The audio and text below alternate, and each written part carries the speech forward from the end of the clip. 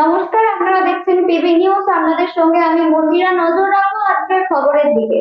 আবারও বসিরহাটে সবুজ ঝড় সমবায় সমিতির নির্বাচনে বিনা প্রতিদ্বন্দ্বিতায় তৃণমূলের ব্যাপক জয়। তৃণমূলের ৭৫ জন সদস্য বিনা প্রতিদ্বন্দ্বিতায় জয়লাভ করলেন।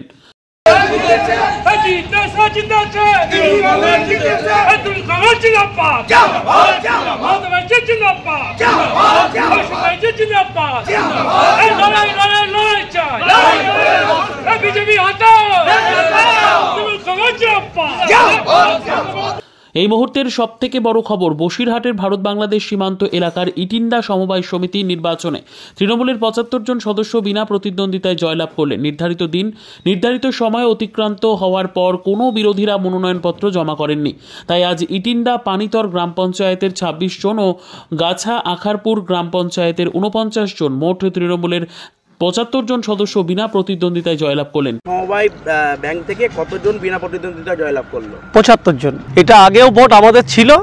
আশা করি কোনো আগামী দিন 2026-এ এটাও ভালো বার্তা। আজকে যে বার্তা, এটা আগামী দিনে আরও ভালো বার্তা হবে। সব এক চিটে একভাবেই মামাটি সরকার মমতা বন্দ্যোপাধ্যায়ের সাথে আছে। তৃণমূলের এই ব্যাপক জয়ের পর জয়ী সদস্যদের মিষ্টিমুখ ও তাদেরকে নিয়ে মিছিল করেন বসিরহাট ১ নম্বর ব্লকের যুব তৃণমূল কংগ্রেসের সভাপতি সারিফুল মণ্ডল ও বসিরহাট ১ নম্বর ব্লকের পূর্ত পরিবহনের কর্মাধ্যক্ষ শফিকুল দফাদার সহ তৃণমূল কংগ্রেসের স্থানীয় নেতা কর্মী সমর্থকেরা। বিরোধীরা কেউ আসেনি, কেউ জমা দেয়নি, তাই বিনা প্রতিদ্বন্দ্বিতায় এই মুহূর্তে ইটিন্ডা গাছা এই দুই পঞ্চায়েতের সমিতির থেকে বিনা প্রতিদ্বন্দ্বিতায় ৭৫ জন মেম্বার তারা বিজয়ী ঘোষণা করেছে তৃণমূল দলের। Bureau report, PB news.